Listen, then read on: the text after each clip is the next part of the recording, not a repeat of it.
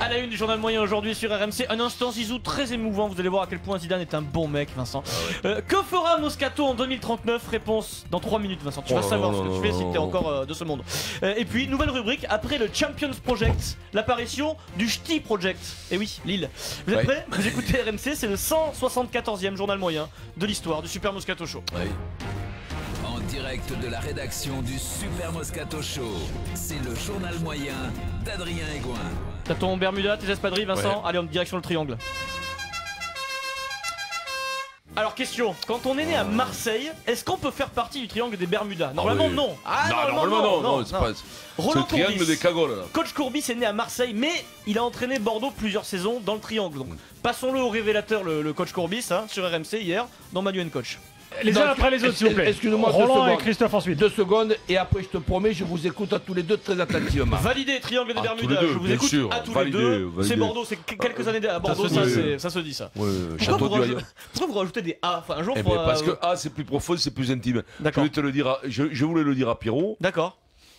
Ça se dit. Ça passe. Je voulais le dire à Pierrot. C'est bon, Mais oui, j'arrive pas à le dire en vrai. C'est ce que tu peux pas dire, c'est Non, je voulais lui dire à Pierrot. Je voulais lui dire à Pierrot.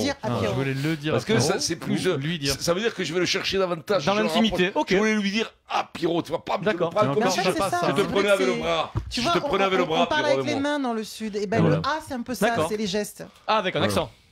Avec un accent. Oui. Ah bah oui. Accentuer est une proposition mot invariable et peut se remplacer par l'imparfait avait. Sans transition. Je l'ai copié 500 fois. Le bled. Ça, c'était les heures de colle. Ça la punition. les 500 lignes. Accentuer est une préposition mot invariable peut se remplacer par l'imparfait avec. Copiez-moi le 200 fois. Ça, Sans transition, j'ai plus 4. Non. Emmanuel Macron est officiellement président de la République française depuis 4 jours, ça y est, sur proposition du Premier ministre Édouard Philippe. Il a nommé ses ministres. Parmi les 22 ministres, il y a un supporter de l'Olympique lyonnais, oui. Le maire de Lyon, forcément. On l'a vu Coulon. Gérard Collomb. Collomb, Gérard Collomb, ministre de l'Intérieur. Alors quand on est né à Chalon-sur-Saône et qu'on est supporter de l'OL, est-ce qu'on peut aussi intégrer le triangle des Bermudas? Ah oui. Oui, les Lyonnais, les supporters de Lyon. En fait, le triangle c'est pas les mêmes. difficile. C'est pas les mêmes, non, c'est pas les mêmes. On le passe au révélateur. C'est le triangle des mocassins. On le passe au révélateur lui aussi. Passation de pouvoir hier, Gérard Collomb nous parle de sa ville. Je ne vous cacherai pas que c'est avec un petit pincement de cœur que je vais abandonner les fonctions de maire de Lyon. Alors le pincement de cœur, c'est le cœur qui te pince, c'est pas le cœur qui est pincé, voilà, comme pincement. Ouais, c'est plus une faute de. On a un pincement au cœur, c'est pas le cœur qui te pince. Tu peux dire les deux. C'est un truc de formation de phrase, tu vois, c'est une. Jamais entendu le pincement de cœur, les amis. Ouais, mais là il a morflé, genre, t'as vu quand même, il a. Bah, il faut qu'il ait du gaz là, parce qu'il y a le nombre de tâches qui attend là. On dirait Juppé en vieux. Toi, Juppé. Sachant que Juppé est un peu âgé déjà. Si un pincement de cœur, c'est la première fois que j'entends. Ouais, pour une fois, mais bon, un pourquoi pas. pincement de cœur. Ceci dit, c'est un peu comme tout à l'heure le déjà demandé, c'est comme ça qu'on dit en vrai, mais pas pour nous. Ou alors il fallait dire pincement à deux cœurs quand on vient du triangle. Ah, là ça passe. Tu veux un pincement au cœur? Ça se dit. Maryse, elles ont frappé à Castres. Souffle au cœur. Les valeurs. Les valeurs, oui, Jusqu'à Castres. Oh bah oui, Wilfried Templier, journaliste RMC Sport, a rencontré le manager du Castres Olympique, Christophe Urios, un ami du Moscato Show, pour une interview passionnante sur sa façon de travailler au quotidien. Écoutez, au début, tout se passe à peu près normalement, c'est sympa. Je crois qu'on défend un rugby qui est un peu différent, mais pourquoi on le défend? Parce qu'on n'a pas les moyens de faire autrement. Hein. C'est intéressant, mais tendez bien l'oreille, l'entretien commence à être légèrement perturbé. Et moi, je me régale dans ce rugby-là. On doit défendre. Alors il y a un joueur de Castres dans le vestiaire derrière qui commence à chanter la Peña Bayona, c'est original, sous la douche, à tue-tête. Il ne sait pas que son coach est avec un journaliste. Urios se met en mode machine. Là. Franchement, il est énorme, il poursuit comme si il n'entendait pas son joueur. Il est très fort, écoutez. On doit défendre un espèce de savoir-faire si on veut continuer à progresser et avancer. Et on doit défendre un vrai savoir-faire. Voilà. Et ce savoir-faire, c'est aussi l'histoire et la culture d'un club. Il est bon, Urios, hein, il est concentré, il reste patient. Il reste patient jusqu'à un certain niveau de volume sonore. Ouais. Moi, je savais qu'en venant ici. Victor Moreau. Ah, le mec est grillé. Silence. Je me suis pas trompé, tu vois. Je reconnais la voix de mes joueurs. Victor Moreau, deuxième ligne de Castres, a baissé la tête, il s'est tué, engueulé par le coach en pleine interview dans le vestiaire. Ils sont bons à Castres quand même, hein, détendus. Ouais, ils sont bons, ouais, c'est détendu. Bonne ambiance là. Ouais, mais je crois qu'il est bon. Mais je pense qu'il est bon, Urios. De toute façon, quand tu en es à chanter sous la douche, quelque chose de bon. Ouais, les mecs, l'article qu'il fait hier, c'était super parce qu'il montre son évolution, Christophe. Il a évolué. Tu vois, il était un peu, tu sais, tête plate, un peu de Carcassonne. Il le dit qu'il avait du mal. Et tu vois, non, mais tu vois, un peu de Camacho, un peu dur, un peu rude. Et ça cachait peut-être une forme de timidité. Mais là, j'ai l'impression que ce mec, d'abord, il est très passionné de ce sport, énormément passionné, et fin technicien. Moi, j'ai passé le brevet d'état avec lui. Crois-moi, c'est un mec sérieux. C'est pas le fils de Francis Blanche. Il aime le rugby. Vincent sera en dédicace sur les bouquins de Françoise Dolto demain à la Fnac de Gaillac. Et moi, je voulais savoir, ce fameux fils de Francis Blanche, il t'a fait quoi là, parce que... Non, je veux dire, c'est pas le fils de Francis. Il était pas drôle tout le temps, quoi, tu vois, parce que c'est un mec qui est bosseur. Mais j'ai l'impression qu'il se décontracte et qu'il il est encore meilleur dans son métier. Wilfried Templier a rencontré Christophe Urios. Demain, il nous explique la méthode Christophe Urios et Urios t'expliquera sa méthode. Ils ne sont pas non plus à me faire trop parce que. Non, la façon de travailler, voilà. Sans transition, nouveau propriétaire, nouvelle direction. Nouveau propriétaire, nouvelle direction. Les supporters lillois sentent qu'il se passe quelque chose à Lille. C'est le Ch'ti Project. C'est le Nord. Moi, je suis pour le plus avec le plus. Mais pas le plus égale le moins n'égale pas plus. Et oui, l'esprit de Michel Sédou est toujours présent, mais le nouveau propriétaire s'appelle Gérard Lopez. Sédou n'est plus là. Et le directeur général du club, Vincent, tiens-toi bien, qui prépare la saison prochaine, s'appelle Marc Ingla, espagnol, 51 ans. Il a même été, Vincent, vice-président du FC Barcelone entre 2003 et 2008. C'est lui qui a installé Pep Guardiola. Et il tenait une conférence de presse hier de plus d'1 heure à laquelle Jean Baumel d'RMC Sport était présent. Et qui dit project dit PowerPoint, si tu veux, comme Jacques-Henri Hérault à l'OM. Ils ont diffusé des graphiques pour expliquer le projet du LOSC la saison prochaine. Tout est précis dans le Ch'ti Project, tout sauf quand une question très sensible arrive comme ça. Marcelo Bielsa, monsieur Ingla, votre coach, il arrive quand à Lille? Ça nous rappelle quelques souvenirs, ça. Hein. Donc, monsieur Ingla, il arrive quand, Bielsa? Prochainement, il va venir.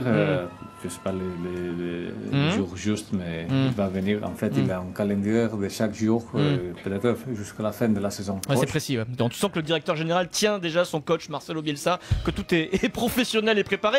Il dit à la fin, on n'entend pas bien, il dit Marcelo Bielsa a un calendrier au jour le jour. Voilà, on va voir ce qu'il fait. Un calendrier, voilà. Bon, monsieur Ingla, on doit s'inquiéter ou pas? Vous aurez des nouvelles prochainement. Merci, les supporters lillois sont donc rassurés sur ce Ch'ti Project qui va les emmener forcément vers la Ligue des Champions. Mais bien entendu. Ça a l'air carré tout ça encore. Ça a l'air carré, non. Des PowerPoints, non? L'autre c'est El Dingo, c'était son surnom, c'est pas pour rien. Je te le dis, c'est une souffrance. Tu crois ce projet ou pas? Non, du tout. Non. Pas une seconde. C'est pas une seconde.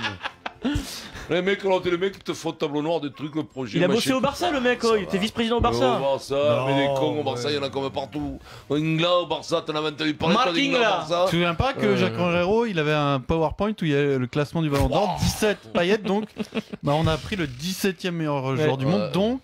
C'est des raisonnements, ça. T'as de ces fifrelets là-dedans, là, je te le dis. Alors là, justement, sans aucune transition, l'instant Zizou. Pas ça, Zinedine. Pas ça. Oh non. Oh non, pas ça. Instant Zizou, offert aujourd'hui par Antoine Griezmann, qui sort aujourd'hui son autobiographie dans laquelle il raconte son parcours. Le titre de l'autobiographie, Vincent, Derrière le sourire. Oui, parce que derrière le sourire, il y a un homme, forcément. Passionnant, c'est l'autobiographie à 22 ans. Antoine, 26 ans, raconte sa vie, tout est normal. Il raconte qu'adolescent, il était pensionnaire du centre de formation de la Real Sociedad. Il était formé en Espagne, Griezmann. Il était ramasseur de balles lors d'un match de son club face au Real Madrid. Et il raconte un moment très fort. Sitôt le match fini, j'ai sauté par-dessus la barrière et je me suis précipité sur... Zizou. Zinedine Zidane. Je lui ai demandé son maillot, mais je n'avais pas vu qu'il avait déjà échangé avec un adversaire. Donc il est un peu déçu. Constatant ma déception, il m'a lancé: suis-moi, Antoine, suis-moi. Je l'ai accompagné jusqu'aux entrailles du stade. Je pensais qu'il allait m'offrir une photo, un autographe ou je ne sais quoi encore. Mais non, là, Zidane m'a tendu quoi, Vincent? Zidane m'a tendu le short. Oui, le short avec lequel il venait de jouer. Je n'y croyais pas. Tu vois, c'est puissant, hein, c'est incroyable. C'est intéressant ça, non? Ouais, comme anecdote, ça vaut le coup de l'acheter. Je crois que qui c'est qui était ramasseur? Zidane, il n'était pas ramasseur de ballon. Demi-finale de l'Euro 84, France-Portugal à Marseille. Bien sûr, parce que tous ces gamins, c'est les meilleurs gamins qui sont récompensés. Automatiquement, dans le lot, t'en as toujours un ou deux qui font une carrière.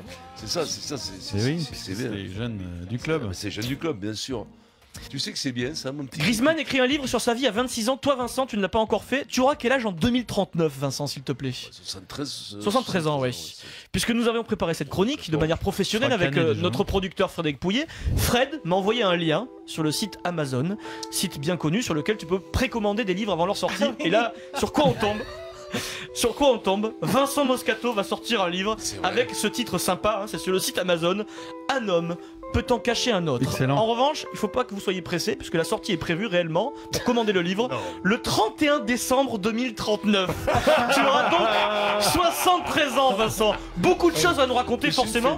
Et ce jour-là, tu seras reçu dans Vivement Dimanche par Michel Drucker qui aura lui 96 ans en 2039 sur le canapé rouge. Une très jolie émission en perspective pour vendre le livre. T'as signé avec l'éditeur, Vincent? 2039, pourquoi ils ont mis 2039? Parce qu'ils n'arrivaient pas à lui faire écrire le bouquin. Ils voulaient mettre 2019 et puis Vincent les a menacés. Donc ils ont dit ok. Mais non, mais parce que dans le temps, ils s'en foutent.